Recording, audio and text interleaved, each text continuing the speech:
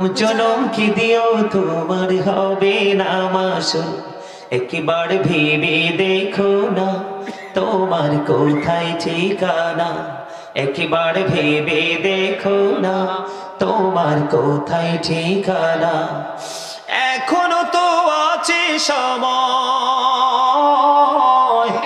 এখনো তো আছে সময়, বুঝো তোমার ভুল।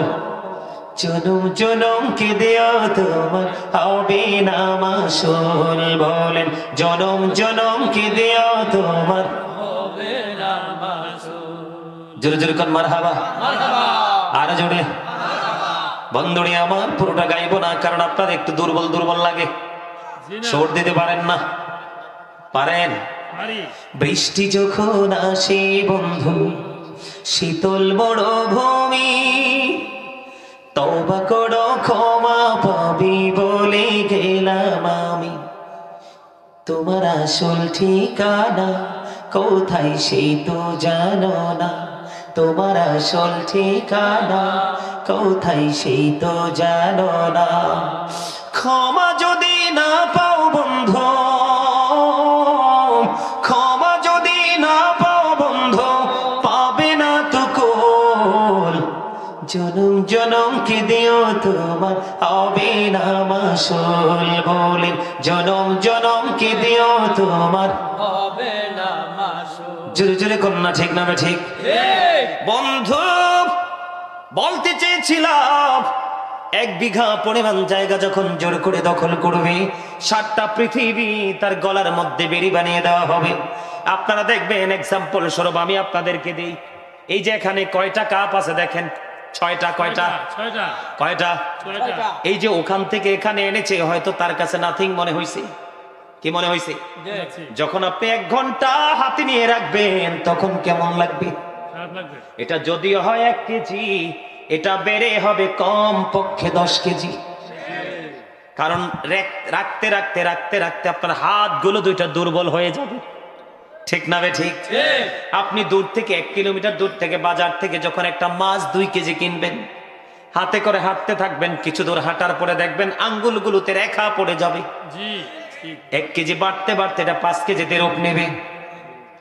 রে পৃথিবীর মুমিন, আমি আমার ভাই আমার বাবা সবাইকে ডেকে ডেকে বলছি, শুধু বড় ধর্মপুর নয়, বড় ধর্মপুরের মানুষগুলো ঘরে চলে গেছে, কিন্তু গোটা পৃথিবীর নবী প্রেমিকেরা ঘরে নাই।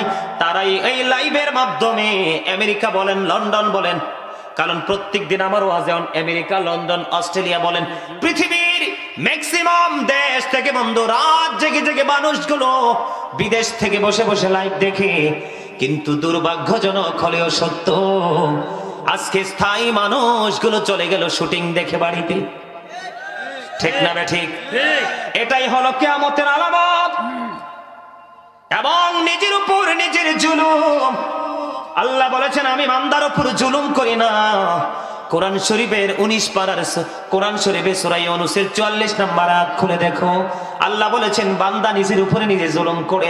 আল্লাহ বলেছেন যারা জুলুম করে, জালেম যারা, তাদের সম্পর্কে আল্লাহ ওয়াজ করেছেন ওয়াল্লাহু লা ইউহিব্বুজ জালিমিন। আল্লাহ বলেছেন জালেমদেরকে আল্লাহ ভালোবাসেন না। আল্লাহ বলেছেন ওমানিজ জালিমিনা মিন আনসার। আল্লাহ বলেছেন জালেমরা যখন বিপদে পড়বে আল্লাহ তাদের জন্য কোনো সাহায্যকারীও রাখে না। রে বড় ধর্মপুরের মানুষ, তোমাদের বিবেকের মধ্যে কি পচন ধরেছে?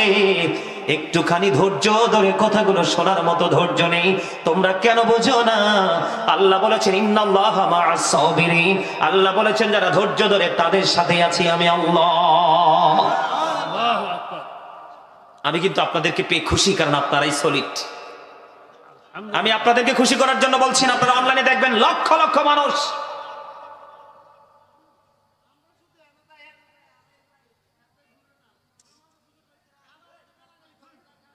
কথা কি বুঝতে পারছেন আমার? জি। বিবেক আল্লাহ সবাইকে দেয়নি। বিবেক হলো আল্লাহর দেওয়া একটা নূর। বিবেক কি? আল্লাহর দেওয়া একটা নূর। এই নূর যিনি পেয়েছে, তার জীবন, তার পরিবার, তার সমাজ, তার দুনিয়া, তার আখিরাত উভয়কে সে আলোকিত করতে পেরেছে। কারণ একজন টিচার তো আরেকজন টিচারের সাথেই প্রেম হবে, একটা মুমিনের আরেকটা মুমিনের সাথে প্রেম হবে, একটা শুটিং ম্যানের আরেকটা শুটিং ম্যানের সাথে প্রেম হবে। এটাই তো বাস্তবতা। উল্টো দিকে প্রেম কখনোই হয় না। উল্টো দিকে কি প্রেম কখনো হয়? কখনো হয় না। রাইট সাইডে প্রেম, রং সাইডে নয়। বন্ধুরে আমার,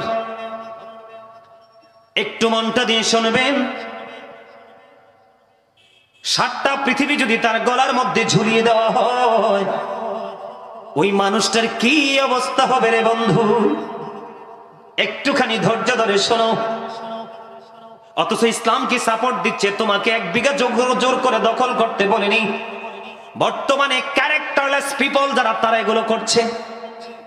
এই জন্য আমি সব সময় বলি, the rich are not always happy. ধনীরা সব সময় সুখী নয়। The poor are born to suffer. গরিবরা জন্মগ্রহণ করেছে